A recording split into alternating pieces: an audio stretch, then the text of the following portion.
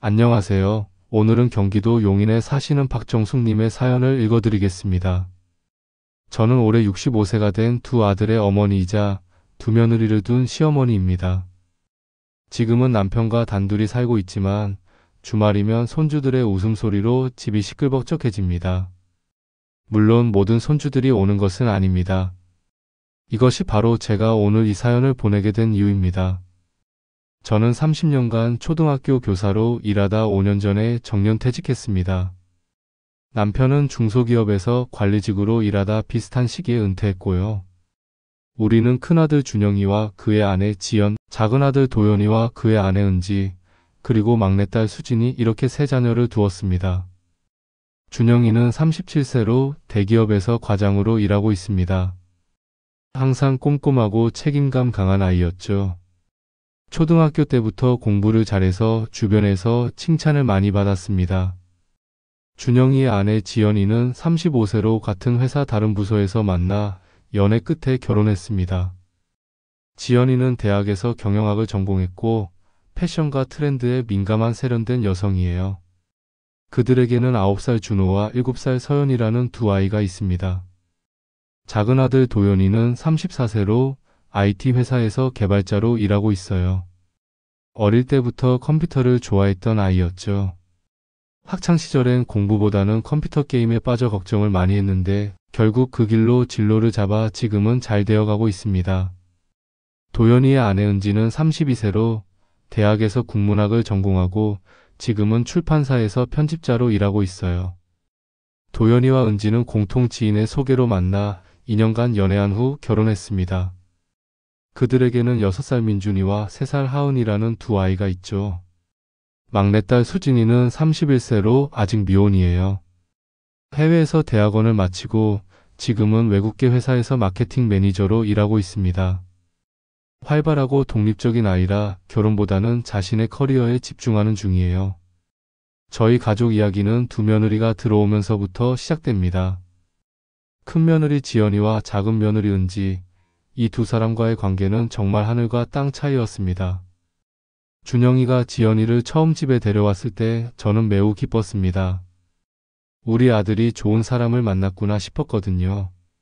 그날 저녁 저는 정성껏 음식을 준비했고 지연이도 와인을 선물로 가져왔어요. 겉보기에는 평화로운 첫 만남이었습니다. 하지만 결혼 준비 과정에서부터 미묘한 긴장감이 느껴졌어요.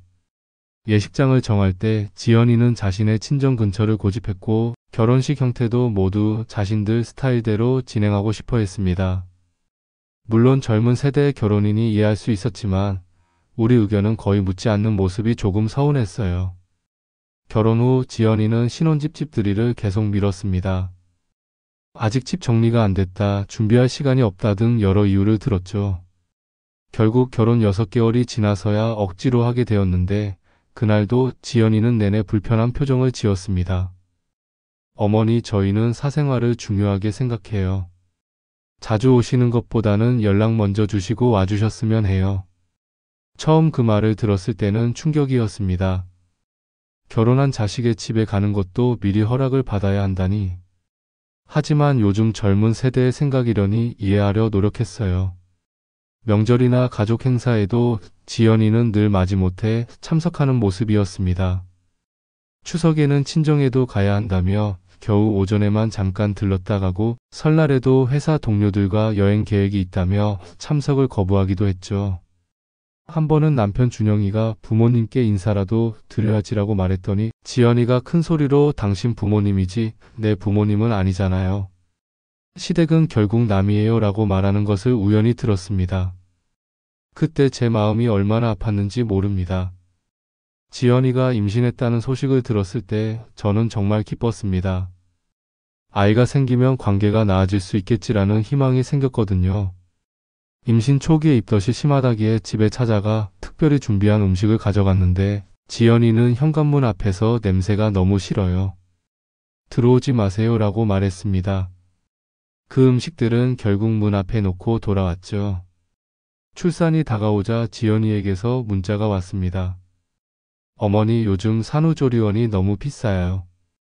시댁에서 좀 지원해 주시면 안 될까요? 친구들 시어머니들은 다 해주시던데. 저는 당시 퇴직 직후라 여유가 많지 않았지만 첫 손주를 위해 200만 원을 마련했습니다. 지연이에게 전했더니 그녀는 요즘은 보통 500만 원씩 해주던데 라는 답장을 보냈어요. 너무 실망스러웠지만 남편과 상의 끝에 추가로 100만 원을 더 보냈습니다. 첫 손주 준호가 태어났을 때 병원에 찾아갔더니 지연이는 산모가 피곤하니 잠깐만 보고 가세요 라고 했습니다. 겨우 10분 정도 아이를 본 후 병실을 나와야 했죠. 산후조리원에도 면역력이 약한 아이들이 있으니 방문은 자제해달라며 거절당했습니다. 준호가 100일이 되었을 때 저희 집에서 작은 잔치를 하고 싶다고 제안했더니 지연이는 아이에게 자극이 될 수 있다며 거절했습니다. 결국 그들 집에서 짧게 진행했는데 저희가 준비한 선물을 보고 지연이는 이런 옷보다는 요즘 유기농 옷이 좋은데 라고 무심코 내뱉더군요. 준호가 돌이 지나고 지연이가 둘째를 가졌을 때였습니다. 이번에도 산후조리원 비용을 요청해 왔지만 당시 저희는 막내딸 수진이의 유학 자금을 지원하느라 여유가 없었습니다. 이 사실을 설명하자 지연이는 큰 손주와 작은 손주를 차별하시는 거군요 라며 화를 냈습니다. 그 후로 몇 달간 연락이 끊겼죠. 둘째 서연이가 태어난 후에도 상황은 비슷했습니다. 아이 얼굴을 보기 위해 연락해도 지금은 바빠요. 아이가 아파요라는 핑계로 만남을 미루기 일쑤였습니다. 결국 아이가 100일이 되어서야 처음 얼굴을 볼 수 있었죠. 이런 상황이 3년쯤 지속되었을 때 지연이에게서 뜻밖의 연락이 왔습니다. 어머니, 제가 육아휴직을 마치고 회사에 복귀하려고 하는데 혹시 아이들 봐주실 수 있으세요?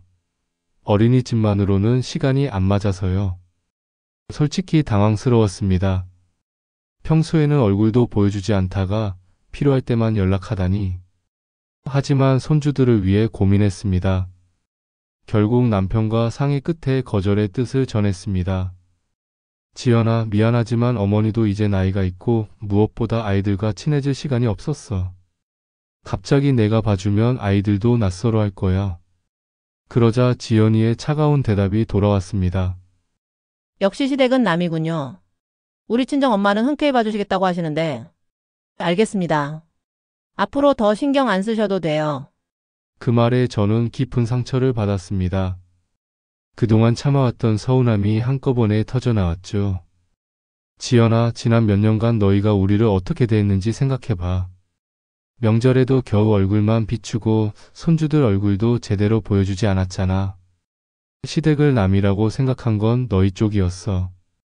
그 후로 관계는 더욱 악화되었습니다.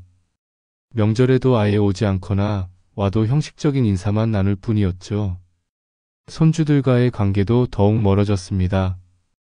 준호는 저를 보면 할머니가 누구예요? 라고 물을 정도였으니까요. 시간이 흘러 준호가 초등학교에 입학하고 서연이도 어린이집을 다니게 되었습니다. 그 즈음 지연이에게서 또다시 연락이 왔습니다. 어머니, 죄송합니다. 제가 많이 생각해봤어요.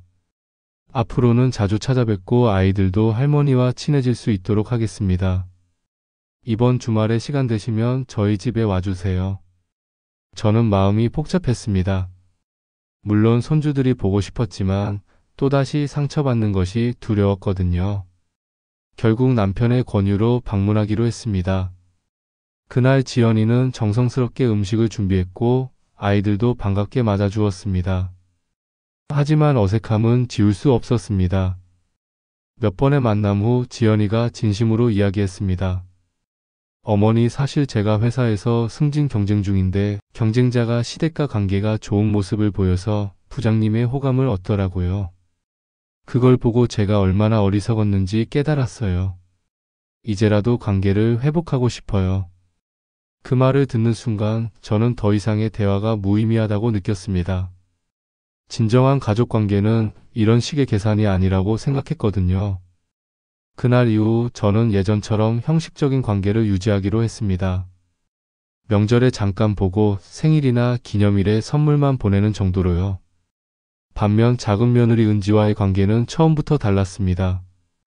도연이가 은지를 처음 소개했을 때 은지는 수줍은 미소로 어머니, 아버님 만나 뵙게 되어 정말 기쁩니다. 도연 오빠가 항상 부모님 자랑을 많이 해서 꼭 뵙고 싶었어요 라고 인사했습니다. 그날 은지는 제가 좋아하는 떡을 손수 가져왔는데 나중에 알고 보니 도연이에게 미리 물어봐서 준비한 것이었어요. 은지는 결혼 준비 과정에서도 항상 저희 의견을 물었습니다. 어머니 이런 스타일의 한복이 어떠세요? 결혼식 음식은 어떤 것이 좋을까요? 등 작은 것까지 상의했죠. 한 번은 웨딩드레스를 고르러 갈 때 저를 데려가 어머니의 안목을 믿어요 라며 함께 고르기도 했습니다. 결혼 후에는 첫 주말부터 집에 찾아와 어머니 저희 집들이 언제 오실래요? 제가 어머니 좋아하시는 음식 준비할게요 라고 했습니다. 집들이 날 은지는 정성스럽게 음식을 준비했고 저희를 위한 작은 방도 마련해 언제든 오셔서 편하게 쉬다 가세요 라고 말했죠. 은지는 명절이나 가족 행사에도 항상 적극적이었습니다.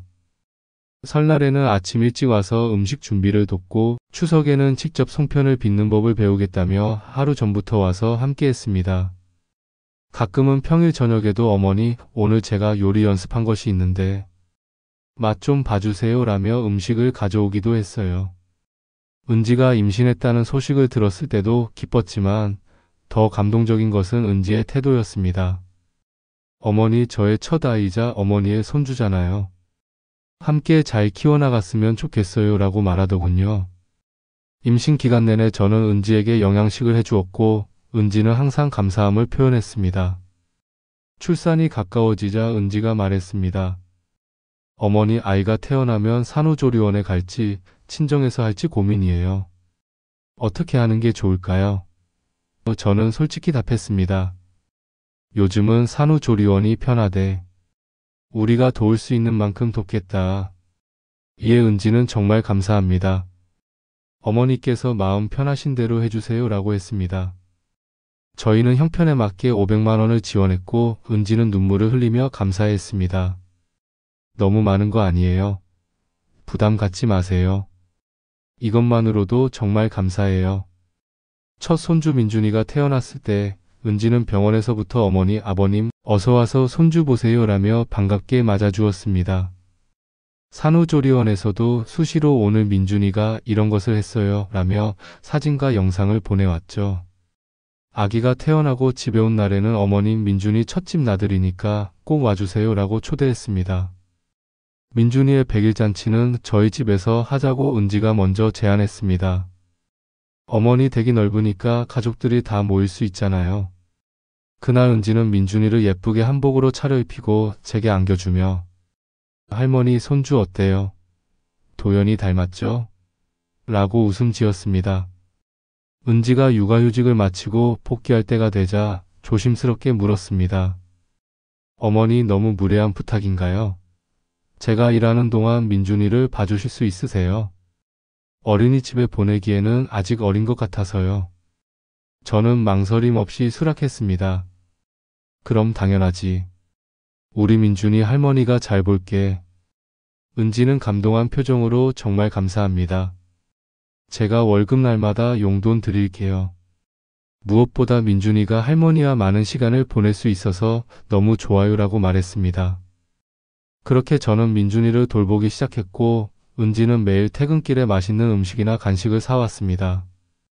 주말에는 어머니 이번 주에 고생 많으셨죠? 오늘은 제가 맛있는 거 사드릴게요 라며 외식을 제안하기도 했죠. 월급날마다 용돈을 주는 것도 잊지 않았고 특별한 날에는 선물도 준비했습니다. 둘째 하은이가 태어났을 때도 상황은 비슷했습니다. 은지는 항상 감사함을 표현했고 저 역시 두 아이를 진심으로 사랑하게 되었습니다. 아이들도 저를 무척 따랐고 주말이면 할머니 집에 가고 싶어요 라고 조르기도 했죠. 지금 민준이는 초등학생이 되었고 하은이도 어린이집에 다니고 있습니다. 그럼에도 주말마다 저희 집에 와서 함께 시간을 보내고 가끔은 아이들이 오늘은 할머니 집에서 자고 싶어요 라며 1박 2일을 머물기도 합니다. 은지는 여전히 딸처럼 저를 대하고 명절이나 가족 행사 때도 적극적으로 참여합니다. 10년이 지난 지금 저는 큰집 손주들의 얼굴도 잘 기억나지 않습니다. 명절에 잠깐 보는 것이 전부니까요. 반면 작은 집 손주들은 제 삶의 큰 부분을 차지하게 되었습니다. 가끔 지연이가 문자를 보내 어머니 우리 다시 시작해요. 준호와 서연이도 할머니와 친해지고 싶어해요 라고 하지만 저는 이미 그 시간이 지났다고 생각합니다. 얼마 전 딸 수진이가 물었습니다. 엄마 왜 두 며느리를 이렇게 다르게 대해요? 지연 언니도 이제 관계를 회복하고 싶어 하는데 저는 이렇게 대답했습니다. 수진아, 관계는 서로가 노력해야 하는 거야. 한쪽만 원할 때 이루어지는 게 아니란다. 지연이는 자신에게 필요할 때만 가족이라 생각했고 은지는 항상 우리를 가족으로 생각했어. 그 차이가 10년 동안 쌓인 거지. 최근에는 큰아들 준영이마저 엄마 제발 지연이를 이해해 주세요. 지연이도 많이 반성하고 있어요 라고 말했습니다. 하지만 저는 이제 형식적인 관계 이상을 기대하지 않습니다. 상처가 너무 깊었고 무엇보다 진심이 느껴지지 않았거든요. 시간이 지날수록 저는 깨닫습니다. 시댁이든 친정이든 가족은 서로를 대하는 마음가짐에 따라 달라진다는 것을. 남이라고 생각하면 정말 남이 되고 가족이라고 생각하면 진짜 가족이 됩니다. 젊은 시절에는 몰랐지만 나이가 들면서 깨달은 진리입니다. 지금 저는 행복합니다. 작은 며느리 은지와 손주들 덕분에 외롭지 않은 노후를 보내고 있으니까요. 가끔은 큰집 손주들과도 더 가까워질 수 있었을 텐데 하는 아쉬움이 들지만 억지로 할 수 있는 일은 아니라고 생각합니다. 이 사연을 보내는 이유는 젊은 시어머니들과 며느리들에게 작은 조언을 드리고 싶어서입니다. 관계는 주는 만큼 받는 법입니다. 처음부터 벽을 쌓고 남이라고 규정 짓는다면 결국 그렇게 됩니다. 하지만 서로를 진심으로 가족이라 생각하고 노력한다면 그 관계는 평생의 보물이 될 수 있을 것입니다. 오늘 긴 이야기 들어주셔서 감사합니다.